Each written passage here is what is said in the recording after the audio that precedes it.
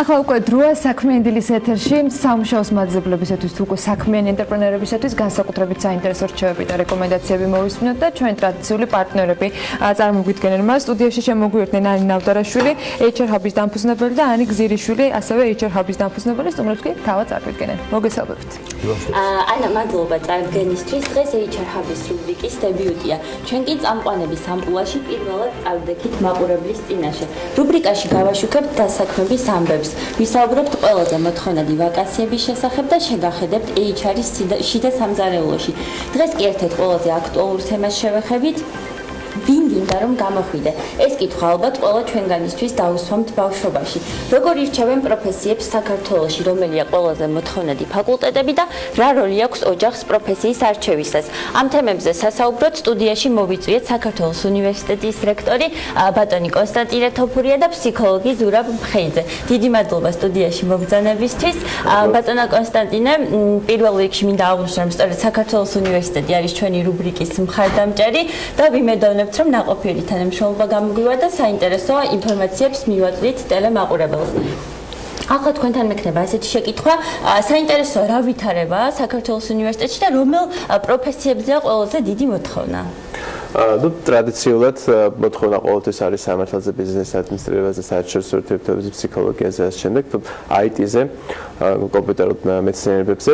თუმცა საქართველოს უნივერსიტეტში არის ახალი პროფესიები და ამ ახალ პროფესიებზე ძალიან დიდი მოთხოვნა არის, მაგალითად ეს არის არქიტექტურა, ეს არის ჩვენ ახალი პროგრამა შექმნით ბლოკჩეინში, ზოგადად ჩვენი IT მიმართულება საკმაოდ ინოვაციურია, ჩვენ თავიდან შემოვიტანეთ ისეთი მიმართულებები, რაც რაც პირველები ვიყავით, ეს იყო ხელოვნური ინტელექტის, პირველად შექმნით მოდული ხელოვნური ინტელექტის სწავლების მაშინ სასწავლო პროგრამაში, ასევე ჩვენი IT პროგრამა არის ჩვენ არ Cisco-s წარმომადგენლები, ქსელების მიმართულებით, Oracle-ის წარმომადგენლები, ჩვენთან მუშაობს Cisco-s აკადემია, Oracle-ის აკადემია და ასევე ჩვენ ყოველთვის ვიყავით ორიენტირებული კეთებაზე დაფუძნებულ სწავლაზე, რაც ძალიან კარგი არის, ეფექტი აქვს ძალიან მაღალი და ჩვენთან იგივე თქვათ მობილურ აპლიკაციებს, როდესაც ვასწავლით smartphone-ებზე დაპროგრამებას, ჩვენ ამას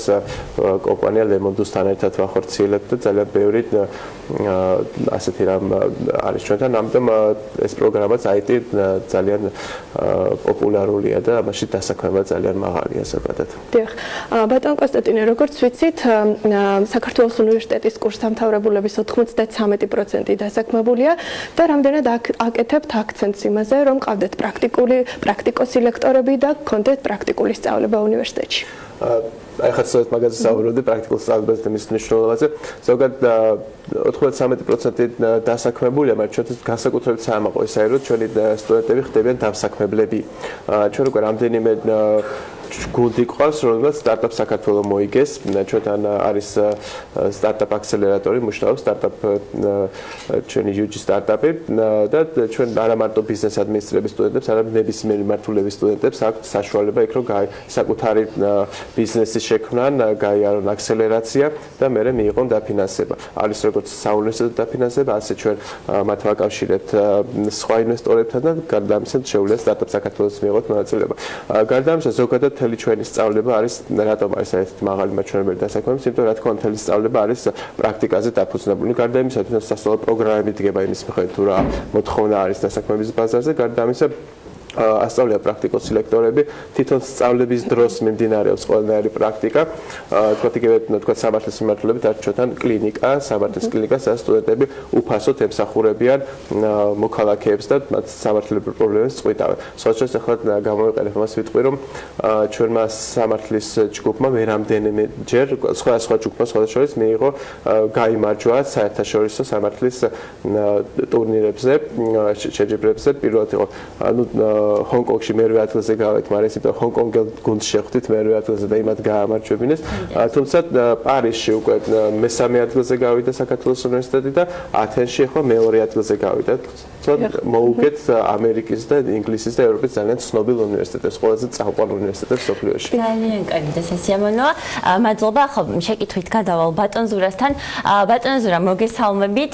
თქვენ მუდმივად გაქვთ კომუნიკაცია სხვადასხვა სფეროს წარმომადგენლებთან, ხშირად უტარებთ ატარებთ მათ ტრენინგებს. საინტერესოა, როგორი სამუშაო გარემოა დღეს საქართველოში და არიან თუ არა კმაყოფილები თანამშრომლები საკუთარი საქმიანობით და იმ პროფესიით, რომელზეც გააკეთეს არჩევანი. მოგესალმებით. გააჩნია რა ორგანიზაციაში ვარ და რა სიტუაცია, რამდენად კმაყოფილი არის ორგანიზაცია, რომელიც ფიქრობს იმაზე, რომ თანამშრომელი კმაყოფილი იყოს, არის ორგანიზაცია, რომელიც ნაკლებად ფიქრობს ამას. ასე რომ ეს ისეთი კითხვა, ასე ვთქვათ, სად როგორ. რაც შეეხება პროფესიულ საქმიანობას, იცით, იმ ორგანიზაციებში, სადაც მე მაგ კონტაქტი, იქ ამ თემაზე არ გვისაუბრია, ეს ხალხი მუშაობს და შეიძლება სამსახურით არ იყოს კმაყოფილი, მაგრამ პროფესიასთან დაკავშირებით არაფერი ესეთი არ გამოუთქვია, რადგან დასაქმებული.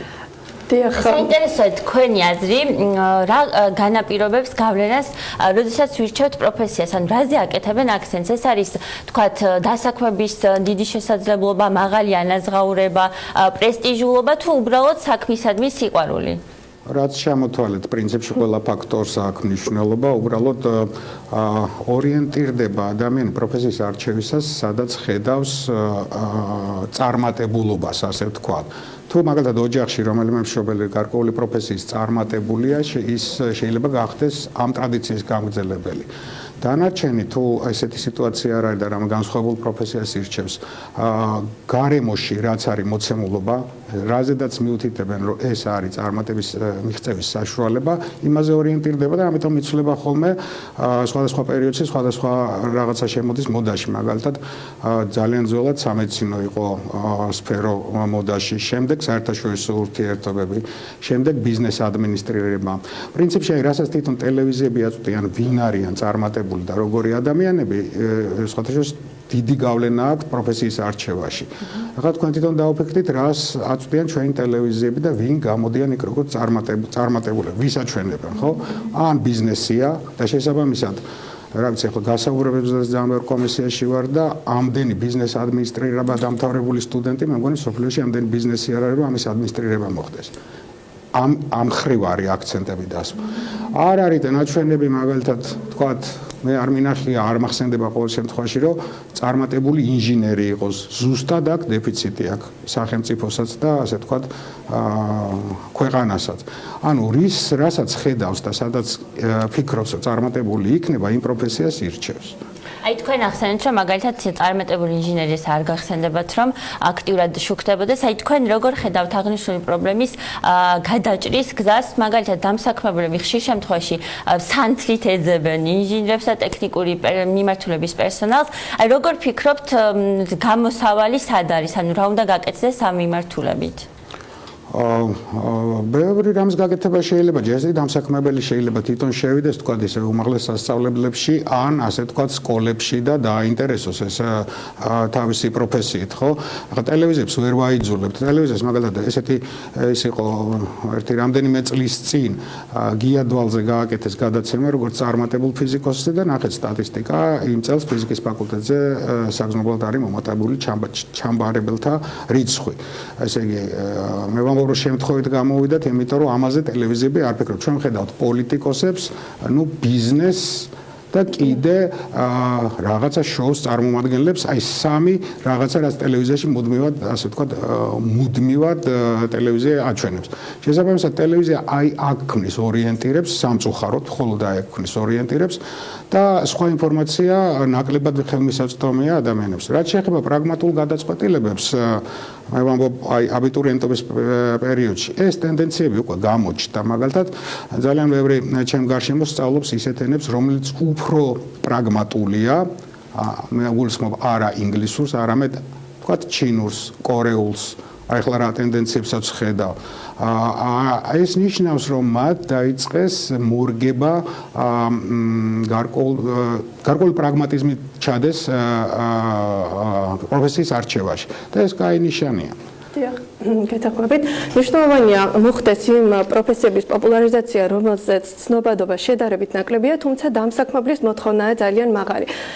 ბატონ კონსტანტინესთან რამდენად იკვლევთ დამსაქმებლის მოთხოვნებს და რამდენად შესაბამისია თქვენი პროგრამები დამსაქმებლის მოთხოვნებთან? დასაქმების მოთხოვნების კვლევა მუდმივად ხდება, ეს ჩვენი მუდმივი პროცესია, სამუშაო პროცესი და რა თქმა უნდა პროგრამების მორგებაც ხდება მნიშვნელოვნად დასაქმების მოთხოვნებთან მიმართებაში. ზოგადად რაც შეეხება ეს რამოდენიმე სიტყვით მიმართავდი ჩვენ აბიტურიენტებს, პირველი ვიტყვით რომ რა თქმა უნდა არც ერთი აბიტურიენტი არ უნდა ფიქრობს და არც ფიქრობს იმის შესახებ, რომ ჩემ ქვეყანაში რა პროფესია არის დეფიციტური, რომ მე შევავსო ქვეყნის ეს თქვა ნაკლოვანებაო, ყველა გამოდის თავისი პირადი ინტერესიდან, რომ მე ის ადვილად დასაქმდეს. დღეს სხვადასხვა აქვს ჩვენ აბიტურიენტს უფრო მეტი ფუფუნება ვიდრე თქვა ჰქონდათ 20 წლის წინ და გარდა იმისა რომ უნივერსიტეტის ბევრი არჩევანია პროფესიებისშიც მეტი სხვა უფრო მეტ პროფესიაში არის დასაქმების პერსპექტივა.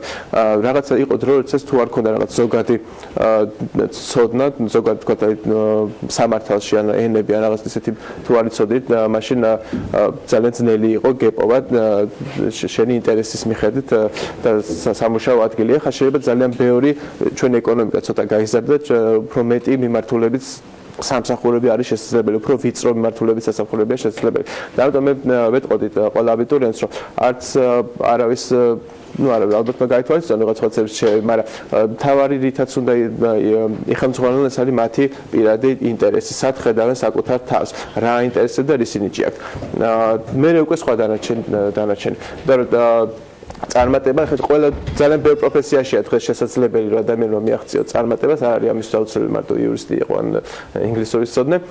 ბევრი მიმართულებით შეიძლება გახდეთ წარმატებული, ოღონდ იმის რომ გახდეთ წარმატებული ძალიან უნდა გიყვარდეს შენი პროფესია, იმიტომ რომ მხოლოდ სიყვარული გაიძულებს იმას რომ შენ ისწავლო და ისწავლო და მაღალი დონის პროფესიონალი გახდეს. სხვანაირად არც მათრახი, არც კაცი უნივერსიტეტი, არც ვერაფერი ვერ გაიძულებს ამას. მხოლოდ პროფესიისადმი სიყვარულს შეუძლებს გააკეთოს, ამიტომ ყველამ დაიჩიოს ის, სადაც საკუთარ თავს ხედავს. დიდი მადლობა. ბოლოს შეკითხვა მექნება ბატონ ზურასთან. ბატონ ზურა, თქვენ საუბრობდით წეღან ოჯახზე.